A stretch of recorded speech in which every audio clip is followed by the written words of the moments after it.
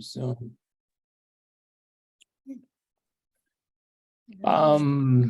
Just give a little bit of welcomes. My name is Michael Libby. I'm the grant director at St. Cloud State Rehabilitation Counseling Program.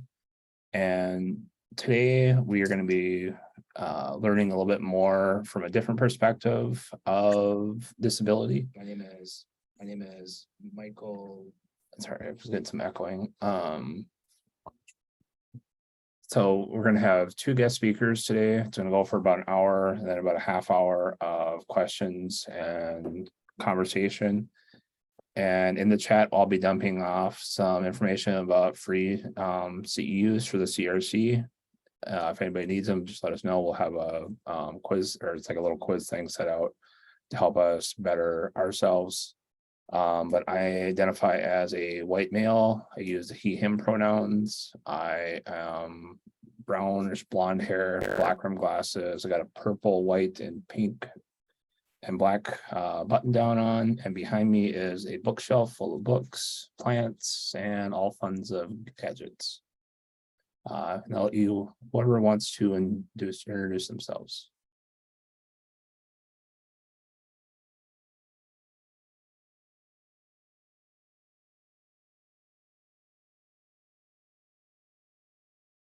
Julie, do you want to introduce yourself? Okay, I wasn't sure if you were opening it up to everybody or just us. So I am Julie Williams, professor at Wright State University School of Professional Psychology. I identify queer, crip, dwarf, hard of hearing, unapologetic, she, her, upper SES, white, and very much in the Midwest, feeling that today as it's storming and raining today. And I white, brown gray hair, and blue glasses. And behind me is a optimistic yellow wall and a print of a dog, beagle-ish dog behind me. I'm wearing a black blouse and I'm in my power Permobil chair with lavender flowers on it. All right. Glad to be here today. I actual official first name is Virginia, but I'm a former student and mentee of. It was an honor to be asked to participate in this chapter with her. It was. I think you're kind of going in and out every so many words. Your screen. Is it just me, or are others having that issue? I don't know what to. Yeah, I'm saying the same thing. Okay. Don't know what to do about that.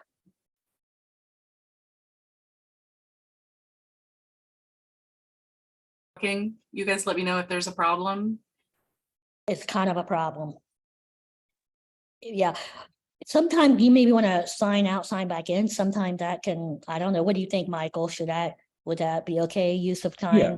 Yep. I can bring her back in. And see if that helps some of the audio. Cause yeah, it's like every other word is going out. Yeah. Okay. All right. Will I need the sign-in code again? I'll get that to you. Okay.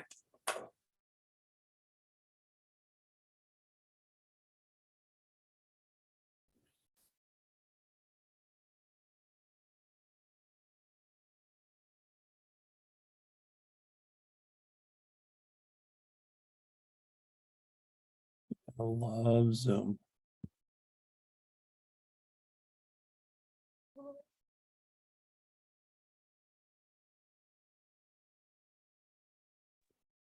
Hopefully it'll correct itself if it comes back in.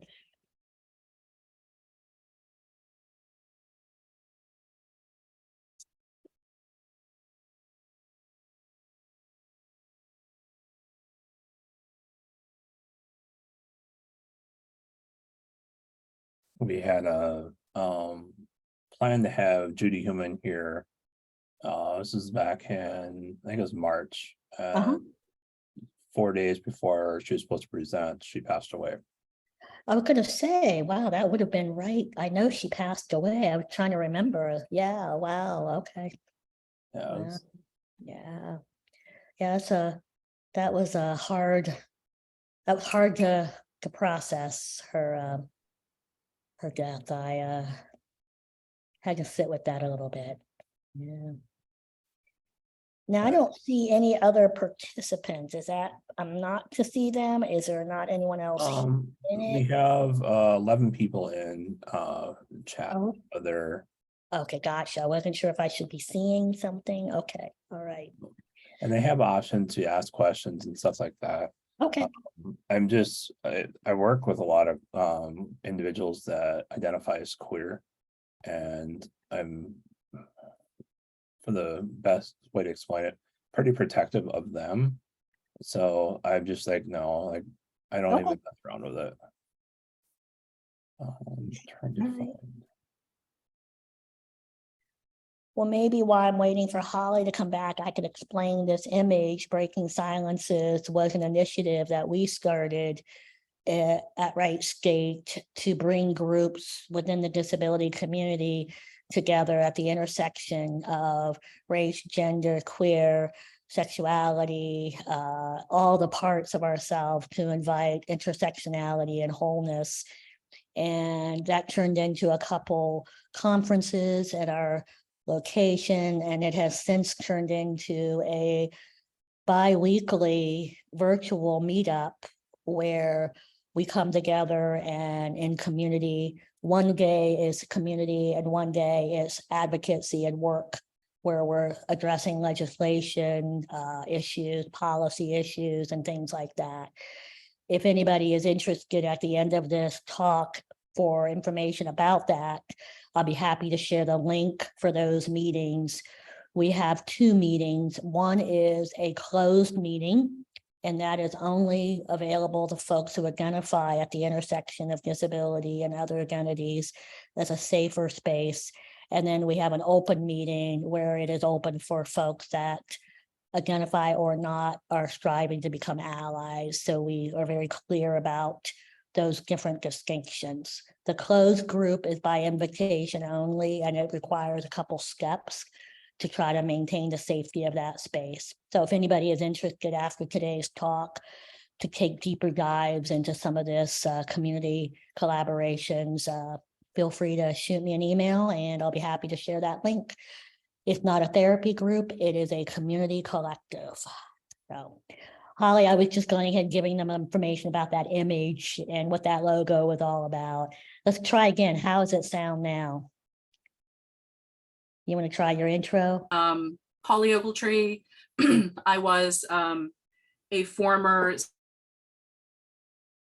internet connection is unstable, it says. You guys, Yeah, it's still kind of choppy. okay, well, I'm glad to be here. In curly brown hair. I'm gay, not be wearing a purple shirt. There's books behind me, and I'm glad to be here. Thank you. So one thing maybe, Holly, That. maybe if you type that your intro into the chat too, like perhaps, so it's there. Just a thought. How I don't know how to do that, Julie. I'm sorry. Okay, so in the interest of time, I'm just gonna go on, kind of Okay. keep on moving. All right.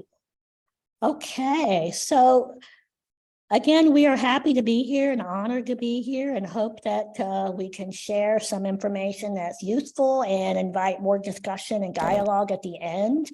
Hopefully, when we walk away today, we're going to learn a little bit of how to support clients at the intersections of disability and, I put and to really emphasize and to not capture it and confine it, but to really honor the spirit of wholeness, particularly in a community that is often medicalized and treated as one note. Hopefully we walk away able to locate or practice locating self to disability and identities, acquire some historical mapping information around how did we get here, where do we need to go, and understanding of sexuality, intimacy, and the privilege of this notion of privacy. That's kind of a thing for me. So that's a lot to do in an hour, so we'll give it our best shot and hope that if nothing else, it invites interest and more continued conversations. Again, I invite folks who are interested, if more is wanted, don't hesitate to reach out to me and my co-conspirator on Breaking Silence is Maria Matzik. I can connect you and give you the access to our Breaking Silence's virtual communities. All right. So what I'd like to start with is an experiential piece of this space. The chapter that we wrote starts with "Do you first." As you are going to enter the world of providing services or you're seeking to find affirming care, it becomes important to really step back. And that's a big deal to me, to sit back for a minute and ask yourselves, why are you here? And why are you here becomes important to think about then how information gets filtered and how it serves you best. So I always start off with questions of asking everyone to think for a minute, jot it down, put it in your mind's eye. What are you fighting for? Your why has a lot to do with what you're fighting for. When you get up every day, when you move through this world and you navigate life, what is it you fight for? And if you just take a moment and think about those things that you're fighting for, and those may be things that no one knows, that it's not safe to share. Maybe it's things that you've made very much known to others. If you want to put that in the chat, please feel free to do so if you feel comfortable doing that. And from there, I'll ask everyone to think about, as importantly, if not more so, what are you not fighting for? As I move into this stage of my career, privilege is a thing that I have more and more of, and platforms of power. And it becomes increasingly important for me to think about, what am I not fighting for because I don't have to? What am I not thinking about? I didn't fight for my electricity today.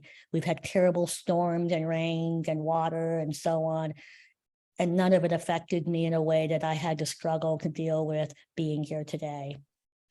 I'm not fighting for my safety in the way that some of my community members are fighting. And what does that mean when we're not fighting for things as a life force? How does that inform the work that we do or the things we do not do? My students get challenged by, what am I not fighting for? And so when they're challenged by that or overwhelmed by that, or my colleagues, there's too much to fight for, I just can't do it all. Well, okay, I get it, that's true. But in the service of communities who trust us at the margins of their struggle, it becomes important for us to find our intentionality. And this is where I suggest, locate your freedom fighters. Who are the people historically or in your communities or in your families, your chosen families, your collective communities, your safe spaces? Who are those people that you look to that you can say, they're the people that model for me, they mentor me, they support me, they drive me? To then help answer the next question, how do I get back in it if I become overwhelmed, dealing with what I fight for, what I not fight for, what am I willing to do? Intentionality is an important part of the training that I work with my students. How do you find your action? At the same time, you're fighting for self and others. Holly, was there anything else you would add to that?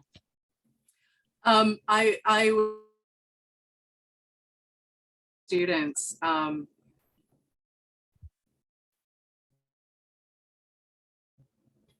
we definitely were challenged, but it was important.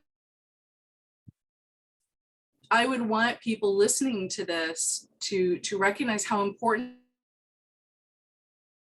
to do that work, to understand yourself. Prejudice, you have ideas, you may think they're positive. You may think, oh, no, I admire disabled people. They're an inspiration. Mhm. So that's maybe kind of not the most accurate and inspiration. So I think, do this work yourself. There's somewhere, find a way to do this. It will serve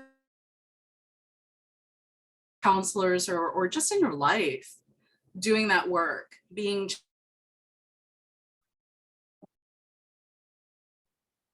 Thank you.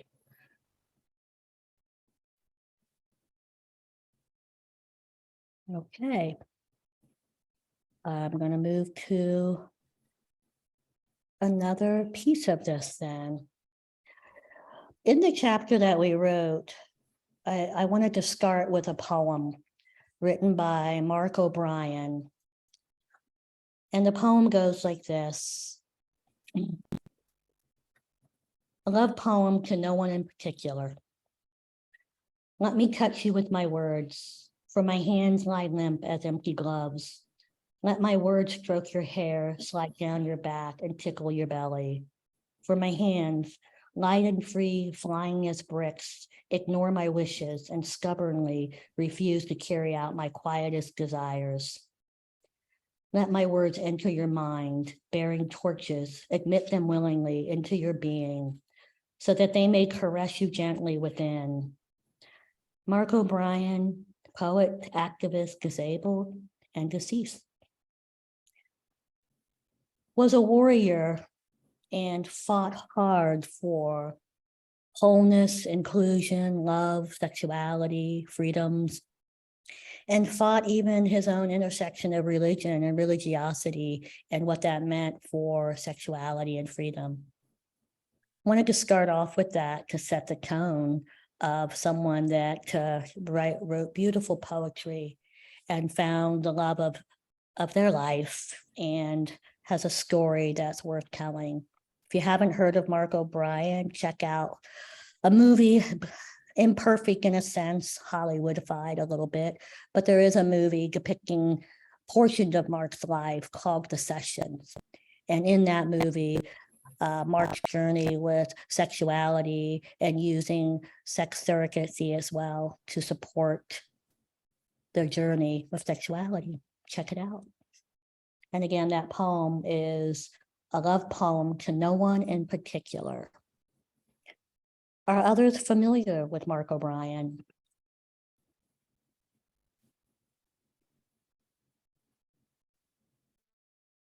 Okay. I don't see any responses in the chat, so I'll continue on.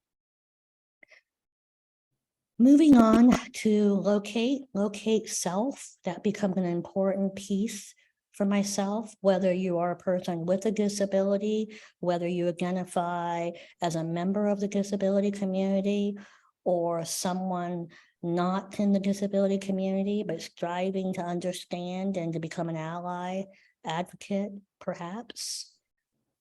I like to ask folks to, again, explore your narrative of disability. Before anyone sits in a room with the power of being a provider, it becomes important to repeatedly locate what has my life taught me about disability? What will I listen for and how will I filter information that I am hearing from this individual in front of me who has honored me with their care? So these are questions that I put together based on the literature that explores reactions and action to disability. So if everyone could just take a moment, I'll just put these questions up and I'd just like you to reflect. Have you ever looked away when seeing disability? Avoided a person with a disability? Felt pity? Felt fear? Felt slowed down, annoyed? Felt uncomfortable? Dated a person with a disability? Had a family member with a disability? Friend? Professor, boss, authority figure. This is where I like to pause. If you are in the room identifying at the intersection of queer and disability, I ask that question heartfully because many of the students that come to me who identify at the intersection of queer disability, queer CRIP, have never had an authority figure, a person of mentorship in the role of professor, boss, authority figure, and are for their first time navigating, locating that. And that's a big deal to me. Again, for those of you who are seeking that mentorship that you haven't had, please again consider Breaking Silences community. Continuing on, are you an ally? Do you have a disability? Are you a member of the disability community? Those are two different questions and have to do with some of the history. When you see, think, imagine disability, what is it that comes to your mind? Who is it that comes to your mind? And as important, who doesn't come to your mind?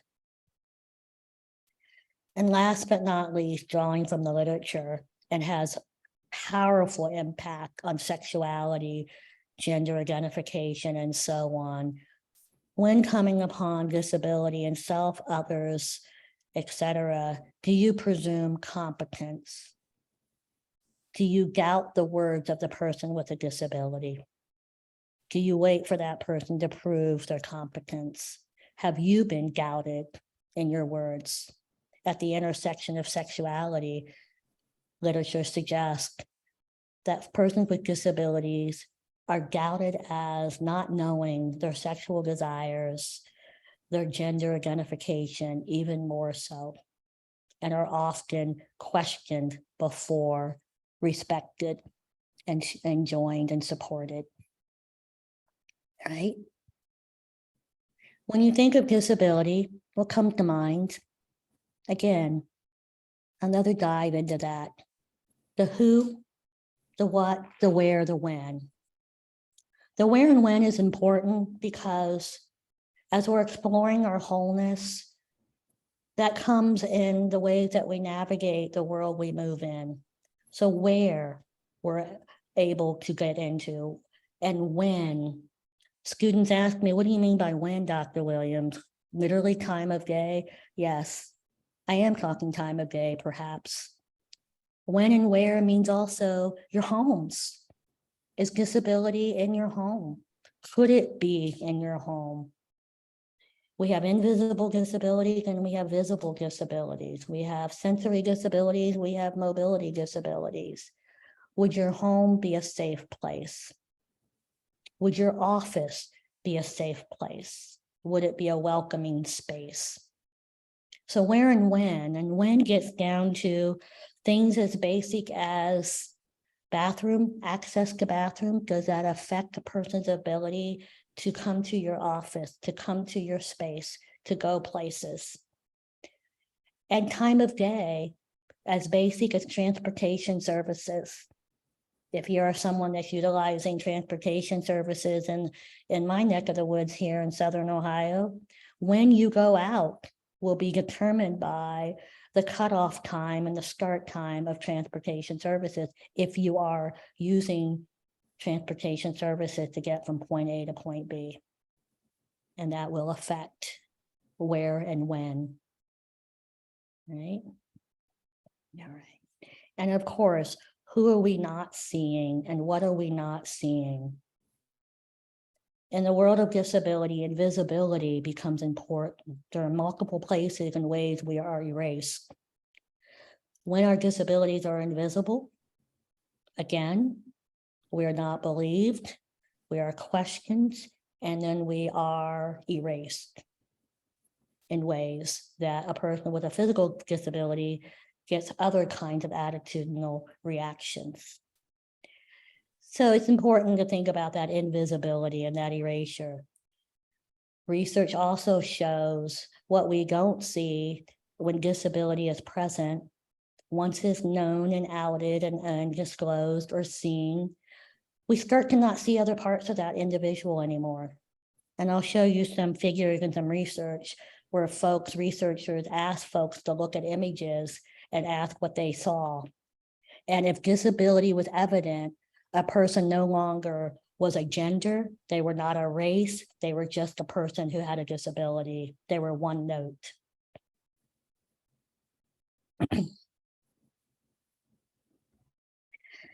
And then the last slide here, before we move into some of the content we wanted to share, is simply highlighting the importance of knowing some things.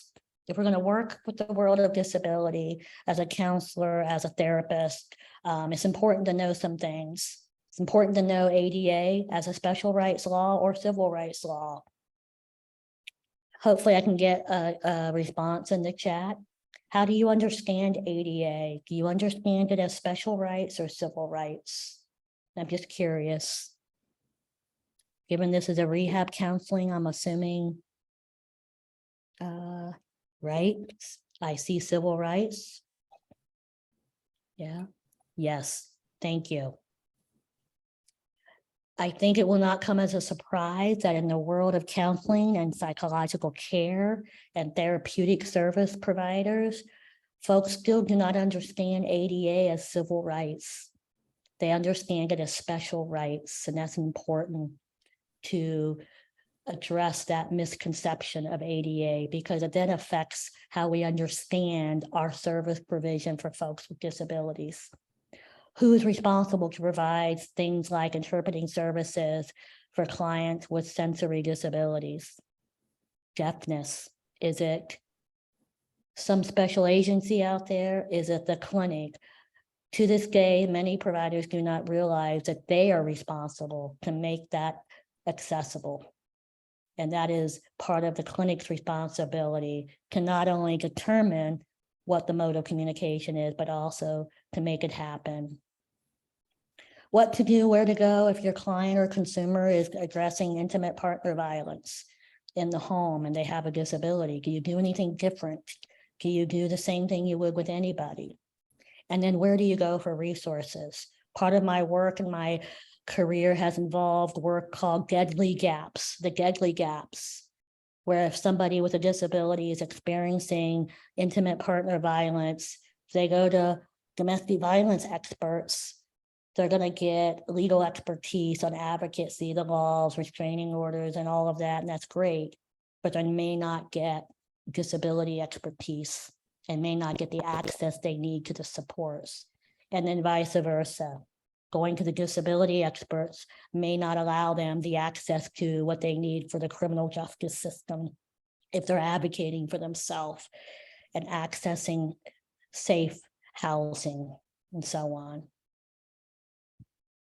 Which domains of healthcare are considered the most inaccessible for persons with disabilities? And this has a direct relevance to what we wrote about in the talk that we're giving today. Anybody know which two, there's two of them, domains of healthcare that are considered most inaccessible for folks with disabilities? Yeah.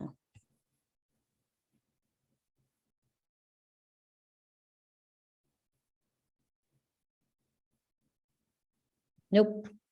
Although I have thoughts about your response, Michael. Mental and sexual health care. Now, we know that dental care is important, right? It can have a long-reaching impact on our overall health. And sexual health care also, absence of, inability to, access to sexual health care can lead to a whole lot of ripple. It can lead to poor sexual health, misinformation, undiagnosed health issues, important information about reproductive rights and freedoms, and so on. It has multiple ramifications, and still to this day is considered one of the two domains of healthcare that is inaccessible and not as readily, routinely made available for folks with disabilities. All right, and then last but not least, does anyone know this quote? Not about us, without us. What does that mean? What is that about? Not about us without us. Anybody heard of that quote? Consider that the battle cry. Historically, that was a battle cry. You will not develop policy, laws, procedures without people, without representation. So not about us without us is also one of the reasons and the motivation for writing this chapter for this text here on sexual health. In the writing of this, I put in this chapter is personal and it's professional. In my training, almost little to nothing was offered about sexuality and disability, sexual freedoms, reproductive rights, and so on and so forth. And I was taught by people who identified not as disabled. And I can remember sitting in those classes feeling very othered and very much pushed to the margins. So there's a professional motivation here, as I have the honor and privilege to work with folks from different disability groups. And there's also a personal motivation to bring voice and break some of those silences and absence of important information and leaders in the work. Again, do you first know your location, know where you stand, know what's important to you, know what you're fighting for. Also know what your identities are. What are some of your intersectional identities? Such that if I said you can't be that anymore, you would say, no, that is me. You would fight me for that, as you should. And how the world informed you. What were some of the narratives? Who were the informants that told you what disability was and was not? What were those messages? What I ask, these are questions I ask in my therapy. These are some of my questions I ask. Tell me about your disability. Tell me about your parts, who you are, what defines you. And what did the world tell you about all of that? Who were those people and who did you believe? What messages were hurtful? What messages were helpful? And this becomes my approach to trying to create an affirmative space and ask the questions. How do you identify with your moving parts? Are you a person with a disability? Are you a member of the disability community? Not the same question. So I'm wondering if anybody has a thought about what those two questions, how are they different? Does anybody have a thought about that? Are you a person with a disability? Are you a member of the disability community?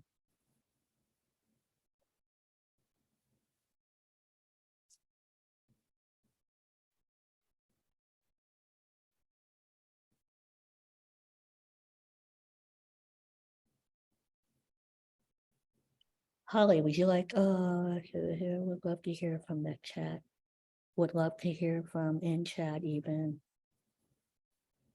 Oh, sorry, I'm reading Michael. Sorry, I'm reading yours. Are you a person with a disability? Are you a member of the disability community? Two different questions, and they have historical linguistic markers. Are you a person with a disability? Is person first language. Are you a member of the disability community? Starts to get at I am, and gets more at social minority location. So identity first. Okay. Why do I ask that for providers or folks going into the work? Again, as a therapist myself, as a professor of therapy, as a believer of you bring yourself into the room, I think is paramount, and it is critical for folk to examine location, location, location as we work with individuals who share parts of our narratives, who have divergent narratives, so that we know, how am I filtering the information? So as a provider, are you a person first disability? Are you a member of the disability community? Are you an ally? Starts to inform, how do I hear this person in front of me? And how do I locate myself and know where do I begin and end? Where do they begin and end? So I join rather than control the narrative or ignore the narrative. All right. Yeah. Okay. Hi, Stacy. Thank you. All right. Okay. There isn't a right answer or a wrong answer. It's just a location. It just informs a particular identification and what will feel right and true to an individual. And how do we honor that person's language and what liberates them in their movement through all their intersectional parts. So I also like to think about, okay, the why again. And the why becomes, what am I fighting for? What am I not fighting for? What are my identifications? What are my location? When I get overwhelmed, who are some of my freedom fighters? And I just make a list. I have a list here. These are certainly not an exhaustive list. These are folks that when I'm feeling overwhelmed, when I'm feeling I don't know where to go next, these are some folks that, to my knowledge, with the exception of Sonia Renee Taylor, who does identify in the disability community and the unapologetic work that she has done that is beautiful, are strong feminist presentation and voices. When I put this list up, a lot of folks say, oh yeah, I recognize some of those folks. I recognize them. And then I put this list up. More freedom fighters. Do folks know who anybody on this list? Are these names familiar to you?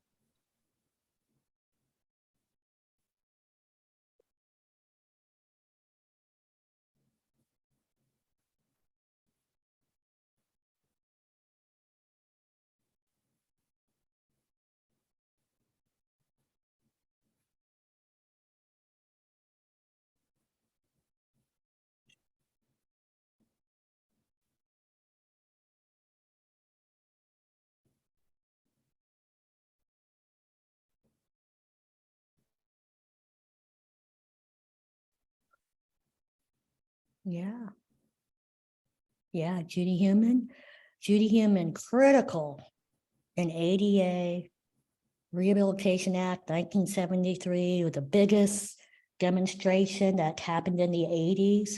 If you haven't seen the documentary Crip Camp, you'll get the build up to what became the unfolding of a demonstration that is still considered one of the longest demonstrations by the disability community and considered historically the longest demonstration in general. Anybody seen Crip Camp? Documentary. It is YouTube. It's available on YouTube, and it's also available on Netflix. If you haven't seen it, please put it on your list of things you must do. We lost Judy Human this year. That was a hard one. Marka Briska, also no longer with us physically, fought ADA warrior Stella Young, the voice of inspiration porn. I am not your inspiration. All right, cool. I'm glad to hear that. That's a moving documentary and powerful documentary. Stella Young, I sent this PowerPoint to Michael and the hyperlink is there. Stella Young talked about inspiration porn, that time and place where you are objectified. You are everyone else's inspiration. Your task is to make everyone feel better. And she rejected that notion. It's a very powerful talk. Carolyn Russo, artist, rebel, warrior, New York City. Laura Hershey, my favorite poem that she wrote, activist, demonstrator, a woman with a disability, she, her identified. You get proud is the name of the poem that she writes. You get proud practicing. Mia Mingus, queer identified, multi-ethnic powerhouse activist, and then Patty Byrne out of Berkeley, the creator, co-creator of something called Sins Invalid, which was all about exploring sexual freedoms. If you have not seen the work of Patty Byrne, Sins Invalid, I'm typing it into the chat, check it out. Mia Mingus is known for leaving evidence of our wholeness, right? Leaving evidence. We must leave our evidence. We must fight not only for accessibility, but our wholeness and our inclusion. Powerful activists. These are my heroes. These are my freedom fighters. Yeah. Okay. Anybody else that's not on that list that you would have added to the list? There are so many people. Holly, is there anybody else you would have added? No, I always think of Anita Cameron. She challenges. Mhm. She's an important voice. I don't always necessarily agree with her, but Mhm. that, you know, not everybody could bring. She has Anita Cameron. I will. Cool. Maybe you could put the name in the chat for us. Would that be okay? Yep. So, knowing the history of disability becomes important, and not the history just by laws. That's not enough. We can certainly study the Rehab Act of 1973. We can study Social Security Acts and passages, but that doesn't capture the literature and the scholarship and how we get to where we are now, where someone's sexual freedoms and sexual pleasure and paradigms of intimacy are denied. Those will not give us the complete story. We know that history doesn't always include all bodies and all communities in the history books. So one way that I challenge folks to think about understanding history in the world of disability is the language we've used. These words come historically and almost in order from the oldest to the newest uses of language in our law books. The law books that doesn't get shown to us, that talks about why we need to institutionalize people, why we need to sterilize people, and laws that said sterilize folks with disabilities, psychiatric disability, cognitive disabilities, physical disabilities. These are the terms. We don't know the history, but boy, we do know these words. And this is what we see in our history. And as it moves forward in time, we start to see more medical model. We start to see the use of the term disabled, and then we start to see person with language, which was meant to be an improvement. It's critiqued, right? It's critiqued as important. There is a debate about the use of person first.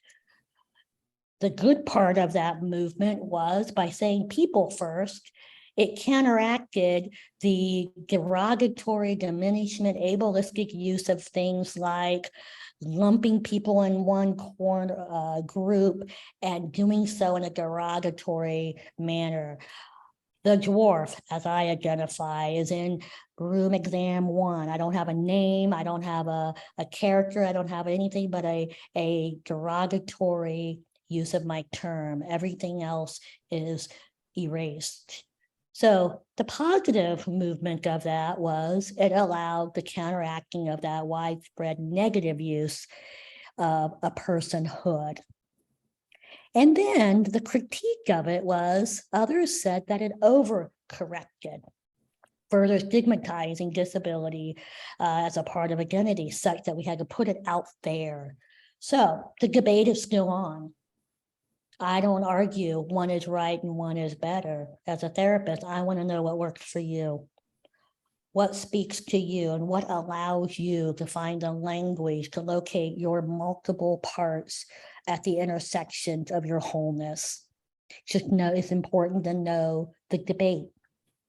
As someone who identifies as identity first, I am a dwarf, I am hard of hearing, I am a woman, I am this, I am that, it's important for me to realize that is my language, not for me to put on someone else. All right. So I call the language politics because it also gets personal and political. Laura Brown talks about the personal, political, the political is personal. So you're not going to hear me say, oh, it's not personal, because it is always personal. And it's almost often very political. And so this is where, in the world of sexuality, sexual freedom, and liberation, crip theory becomes an important thing to know about. Have you all heard about crip theory and the use of the term crip in a political sense? Okay, all right. How about the use of the word queer in a political sense? Has that been something you're aware of? And feel free to talk and say, yeah. Michael, do you mind sharing what's your location of the use of the term queer as a political statement, perhaps, and an identification? Any thoughts about that? So in the evenings, I work as a mental health counselor for Sealed Wire Counseling, and all we work with is queer folks. Mhm. We work with trauma, but specifically within queer Yeah. folks. So it's more of the umbrella of people that are part of the LGBT community. So a broader term, Yep. and correct me if, as I have grown and read, one of the other things that struck me about the term queer was it was also a statement. It was, yeah, I'm going to take that word that you've used against me, and now it's my word, it's mine. And in the world of crip, crip is a derivative of the word cripple, which is a very diminishment use term. It is criticized even to this day, even using the word crip. But its intention is to be a political taking back of the term cripple, parallel some of those empowerment feminist movements, and has intersections with heterosexism and the coming out process. Crip, the use of the term crip was a movement to say all of us and all of our parts matter. All of our intersections matter. So linguistically diverse, queer identified, LGBTQ, gender fluid, gender non-binary, and invisible disabilities. It was meant to be a bringing community together and resisting the medical compartmentalizing of disability groups against each other and a whole lot of other things. So, and a rejection of the medical model and the medical abnormality framing. So the book that really lit me up in my career that I recommend folks go back to is the book by McCruer, 2006, Crip Theory.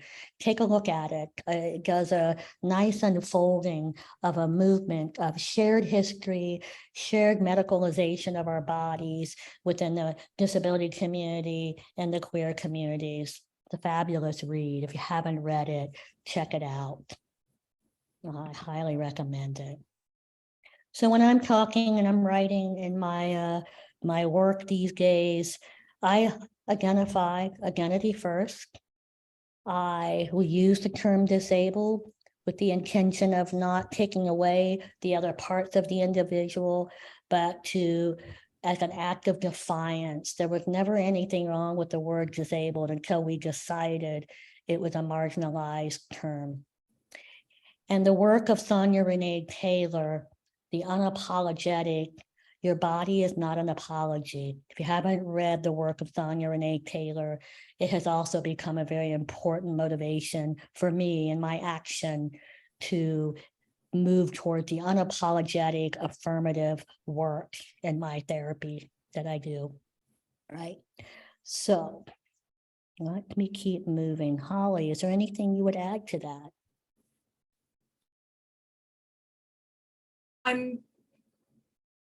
No, I don't think so. It's I Mhm. do to call people what they want to be called and not Yeah. your own thing or your own ideas Mhm. get in the way. Yeah.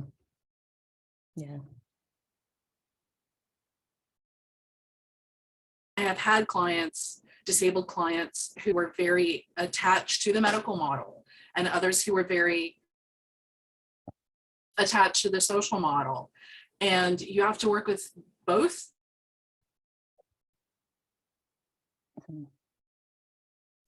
Who's ashamed of their disability, embarrassed, and wants to be cured and wants to be fixed and thinks they're broken. You may have that client.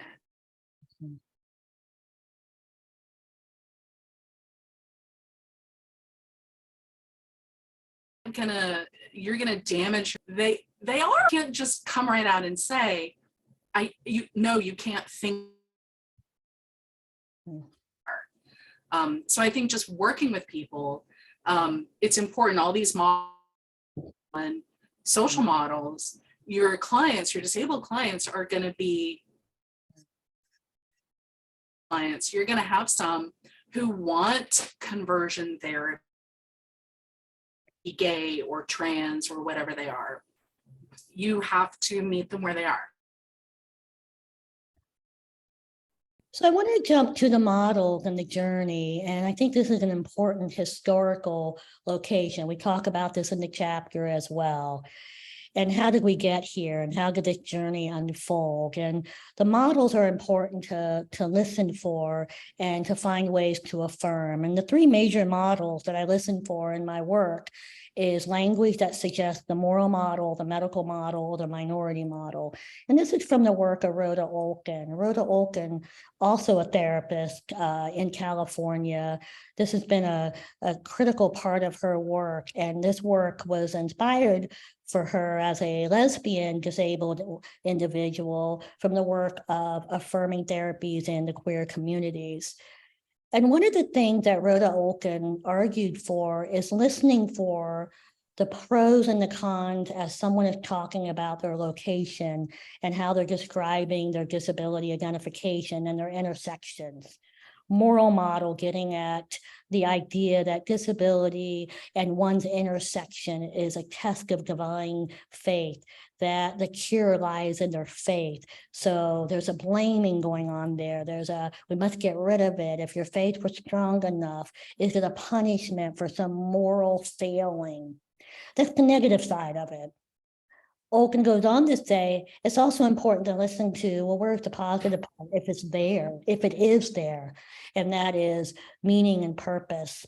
Does it provide that person comfort? Does it take from that person? This is a tough one for me, especially as I work with folks who've experienced some homophobic treatment in religious institutions. So this one is one that's it's a delicate one and an important one to navigate as I'm gathering information and setting a stage in my clinical practice of developing affirmative, safe work. Society's response becomes that of prayer, charity, punishment, blame, and at best, just forgiveness in the form of tolerance. And even that can be hurtful and damaging when it's not necessarily overt. It's still suggesting a messaging of, I'll just let you be here, but I won't take all of you. Hurtful. Medical model is the model that still prevails even to this day. The medical model framing says it has nothing to do with your moral character, but rather a medical biological abnormality. At best, it's a defect that needs to be fixed or cured. It's not your fault. But it also says that that's your problem, it's your burden. So you're the one that has to make it work. You're the one that has to adjust. You're the one that has to adapt and fit in. You're the one that has to initiate accommodations. And if you don't initiate those accommodations, then it's your fault for not doing so or not asking for it in the right way, for example. It's a fix it, correct it, eliminate. And I put question marks behind eugenics and end-of-life decision because there are those that say this is also the model that says if we can't fix you, if we can't cure you, we start talking about legitimatizing ways to erase you and to make you something that you're no longer seen or present in society. That's the downside of it. Medical model, however, is also a liberation for folks who are seeking to find congruence with their body. I am not the woman I was assigned at birth. I don't connect. I have no congruence with that. it allows a vehicle by which that is now available. Although, as you all know, legislation and mandates continue to keep coming down and threatening the work of our support of gender, non-binary, transgender support and care. Keep your eye on that, please. All right. So positive, negative, Rhoda Olkin says it's important for us to listen for that. Minority social model is the one that says no longer my suffering isn't about what's different about me, but rather a world that was created for other people and not me.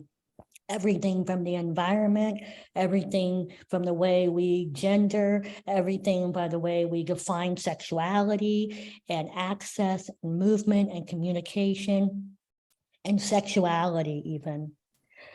All of those are social constructions that have decided what is right and what is wrong. And that is where the problem lies, according to this model. So on the one hand, this model is very healing in the sense of, hey, it wasn't me all along. I'm okay.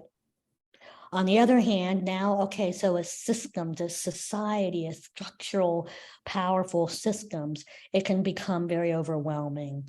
Well, if it's not me and it's all these systems, how can I ever find myself in that? So it can become a model that's freeing on the one hand. It can also become a model that's very heavy and overwhelming. So what do I do with that? In an affirming sense is simply know the location and psychoeducation, some information about the models, sharing some of the information about history and the intersections, and allowing someone room to get out of their way, to let them navigate what fits and where do you find your best fit and your healing and your voice and who you are. Important. So something as simple as a handout and some resources and some readings. And my office is full of images, videos, books that I loan out, articles that I share, and we come back. Just like we would if we were doing cognitive behavioral therapy. I might send somebody home with a list of cognitive distortions as your week unfolds, listen for the cognitive distortion. The same here. Asking someone, think about it, as you move through your world, what do you catch yourself doing and saying to yourself in response to the different barriers that come at you from the world around you? So again, recap, CRIP is intended to be an inclusive term, honoring all parts, sexuality, gender, disability, race, ethnicity, language, and so on. It's a political statement, political taking back. And yet the fight is still on. Pity, burden, tragedy, hero, fear, the attitude still exists. When you ask people anonymously, what do you really think? We still see pity. We still see the minute disability is present, disability is a burden, it's tragic. At best, they're a hero, we're inspirational.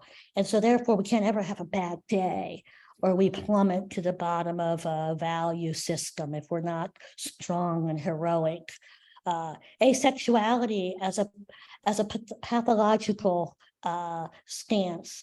And this is where I turn to resources in the Sins Invalid community, the queer CRIP communities. Sexuality is defined by the person and what feels good to the individual. And to say that all people in a medically prescribed way should feel all these different things is a way that we ableize and pathologize someone's pleasure. Asexuality is valid, as is intimacy in multiple ways and shapes and forms. And the beauty of the disability community and the CRIP community is getting that and just getting that. I know my body, I feel my body as I feel it. I name my body, I describe my body, I share it with others or not, isn't on my terms. It's a beautiful place to arrive. So my work is often about locating pleasure and voice and not being doubted for your language, your feelings, your expression. Competence, right? Early on, I asked, do you presume competence? The disabled community is often questioned on everything, especially when it comes to reproductive decision-making and intimacy and pleasure. You just don't know. You haven't enough experience. It's not safe. You cannot make those decisions for yourself. So ableism. Let's just be clear, ableism is real and ableism is driven by hate. It is no less vile than any other ism. It is not simply a private medical problem. Ableism is a social action taken against people in a hurtful, demeaning, powerful way. What I have later is a link that you're welcome to get off this PowerPoint. Does anybody remember a mocking of the disabled by President Trump in the first election process? What does it look like? I show this, it's a clip of Trump making fun of a journalist that had a disability and imitating and discrediting the journalist who had a disability. And Trump imitates, mocks him. And I use that as an example. That's what it looks like. But if we just see it as that moment and that moment only, what we miss is that moment is also in the hands at a time in a powerful leader. That moment turns into potential powerful impact on policy, insurance, identification, inclusion, and wholeness. And we know that even now people continue to erase a person based on disability. Once it's known and or seen, the person is no longer anything else but disabled. And then in that context, disabled becomes one note and an erasure of all other things. Again, not a race, not a gender, not an anything. So what I dream for, my dream is a world that brings in visibility, sexual freedom, sexual liberation, CRIP justice comes at a function of bringing voice and visibility, going to our history, going to our art, going to our religious theater and so on, and find our history and leave our evidence, as Mia Mingus says.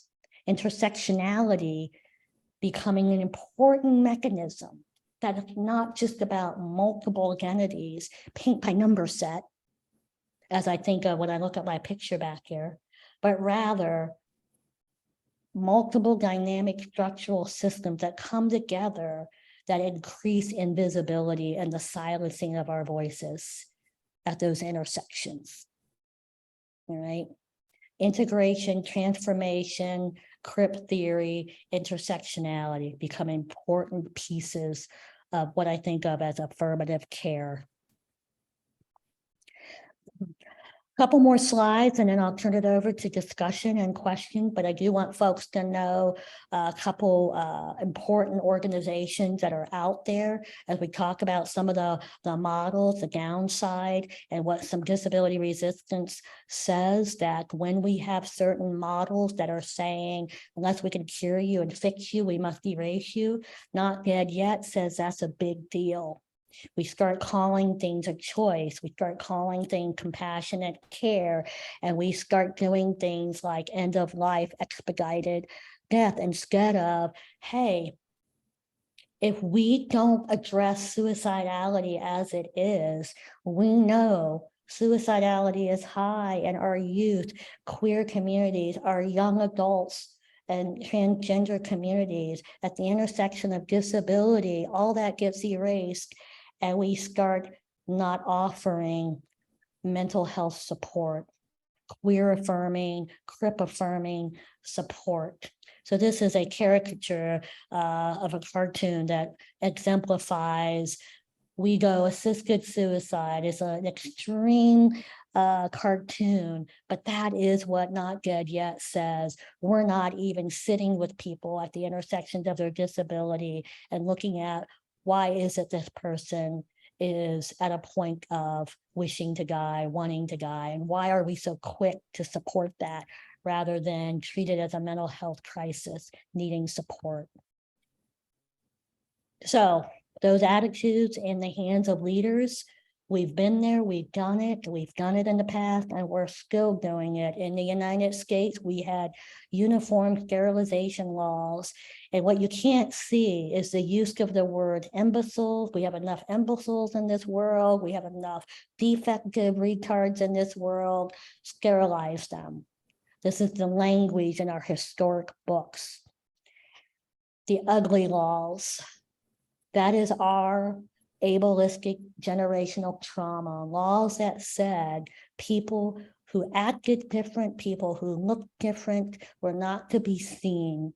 They were not to be treated as valuable members of society. Dr. Williams, that was a long time ago, 1881. That's over now. No, it's not. We do it in very different ways. All right.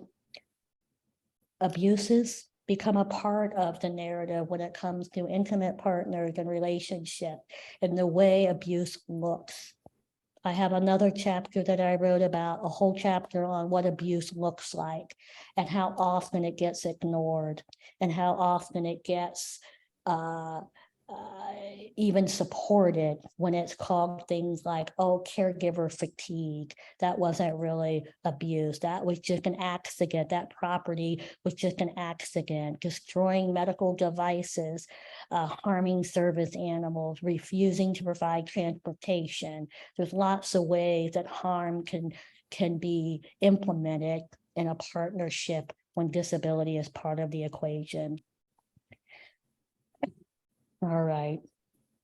Yeah. Let's see, didn't mean it that way. Let me look here. Let's see. Didn't mean it that way. You're not understanding what they meant in terms of, yeah, exactly, Michael, for sure. And they're a hard loving caregiver. Look at that spouse, look at that partner, look what they do.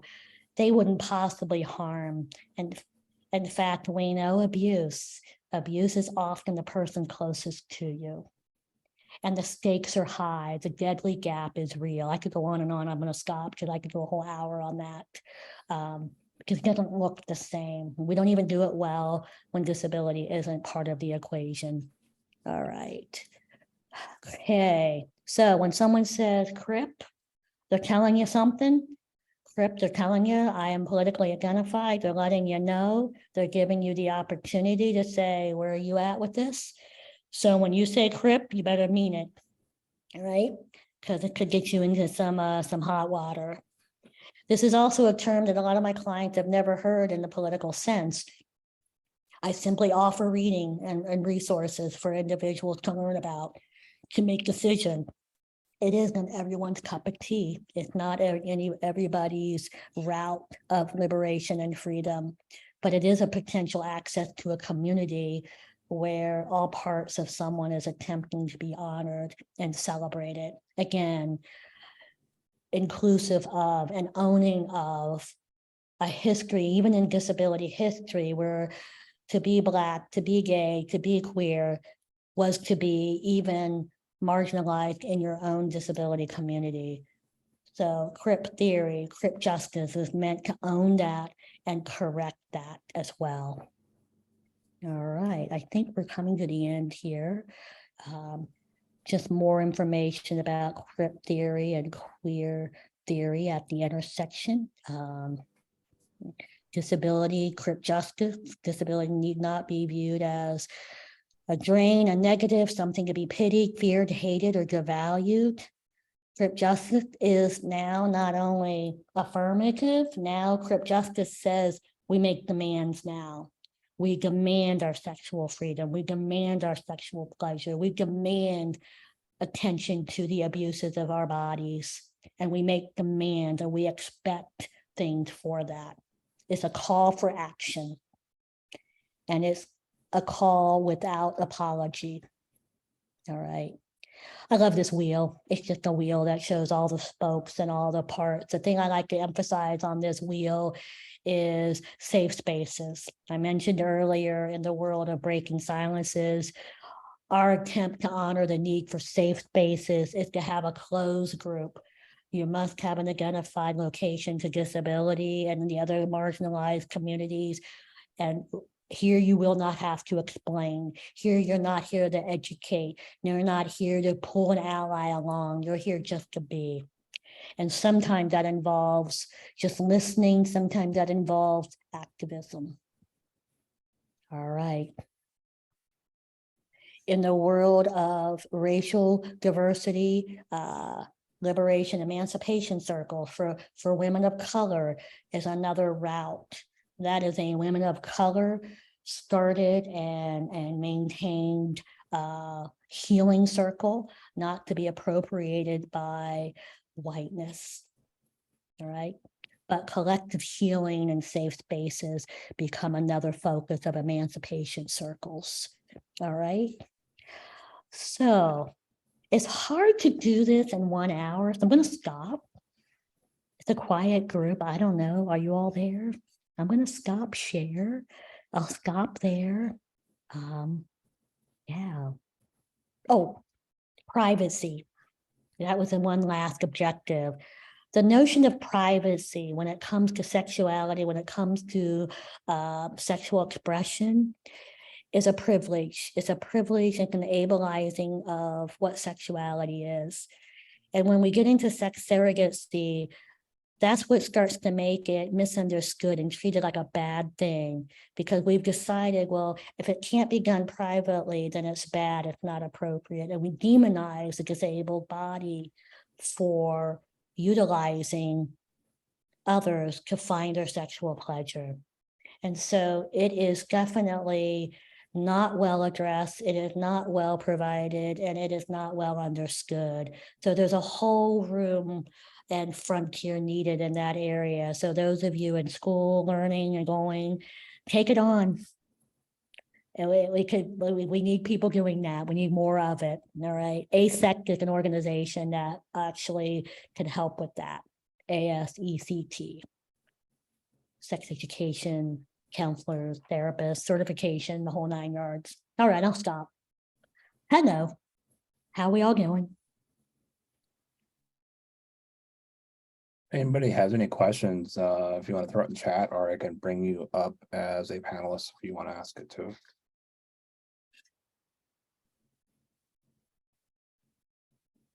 I think the biggest thing for me is so I've had a disability for, well, since I was 21. I have a pacemaker that keeps me, it's only it keeps me alive, that medications, but I never identify as somebody with a disability. Okay. And Yeah, go ahead. it has me just stopping and thinking, why is that? But when the position I'm at now, if I find that a student is struggling because of a disability and steps are not being met, then we address it. And I don't know if it's because of my own internal thoughts of saying, hey, they see somebody with a disability, they're going to take me serious. Right. So, valid. I mean, I think ableism is sneaky, right? Yep. Internalizing of ableism. One way to weaken disability community is to keep people separating themselves from one another. Okay, right? And it is true, right? It's true that when someone comes out, whether that's gay, gender non-binary, disabled, the narrative changes, right? The narrative changes, and that's real. And so I get it. And I think within that becomes an opportunity to explore the power of internalized messaging. So, and how does that, there's also, we pit groups against each other, right? We pit groups against each, well, you shouldn't be in the disability community because you're taking resources. You're fine. Yours is invisible. You can pass. It's no big deal. So if we really join that narrative, we can make it something, well, not only do I not want people to treat me differently, I don't want to take resources that I don't deserve.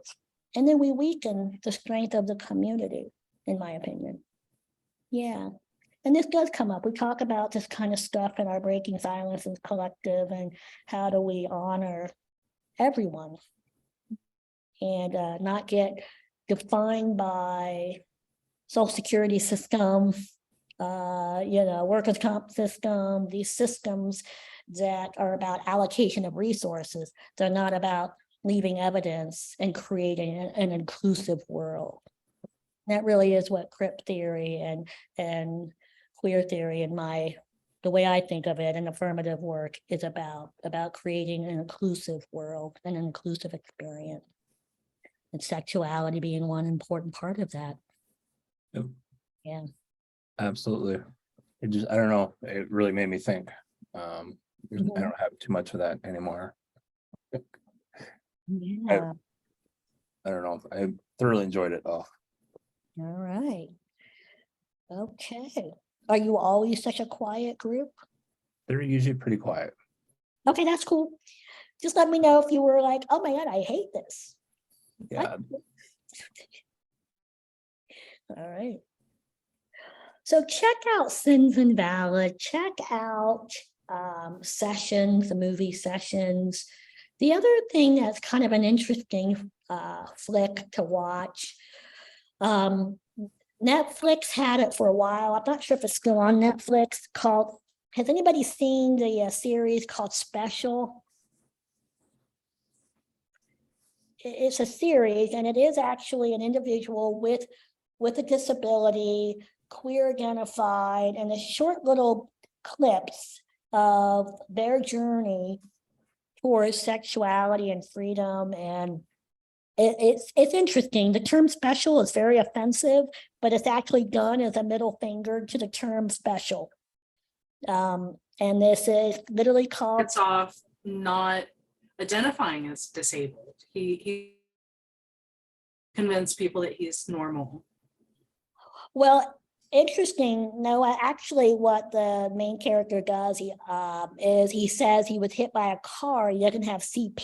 He was hit by a car. He has a head injury, and in the disability hierarchy, actually, you will be treated more favorably if you were seen as a normal quote person before. But when you say, "Hey, I was born this way," the negativity is louder. So in this series, he tries to say, I got hit by a car and I have a head injury, and therefore it's an interesting intersectional series. It has its critique. It's something that I examine in class with students. We watch it and we pick it apart and talk about what do we think about that and how it handled the intersectionality of his experience. And he's a comedian and a writer as well in real life. So anyway, check it out. All right. All right.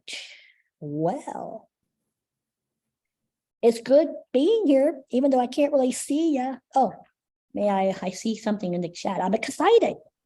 What's in the chat here? Yeah, I have to do it. Yeah, okay.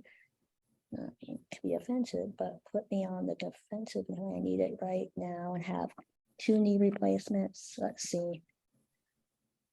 I see people look at me when I park. These things have opened my eyes.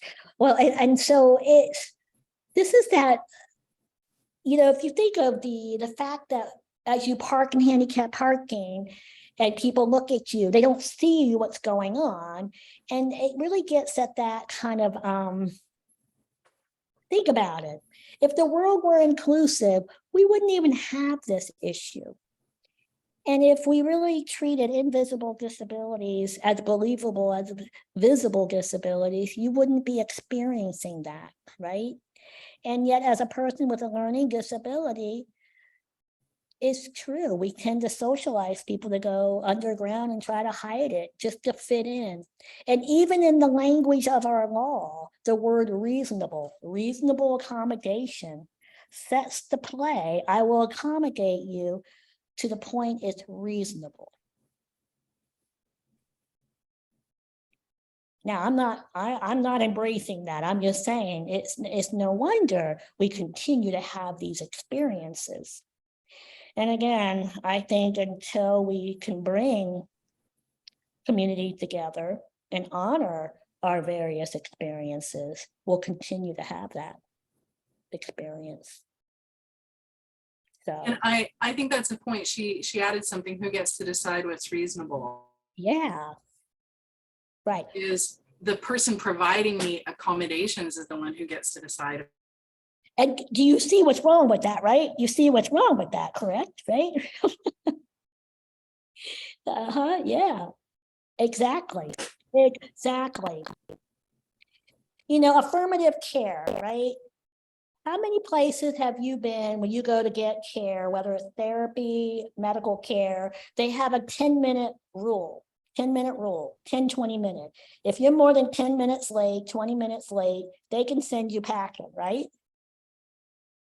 That's it. That's ableistic.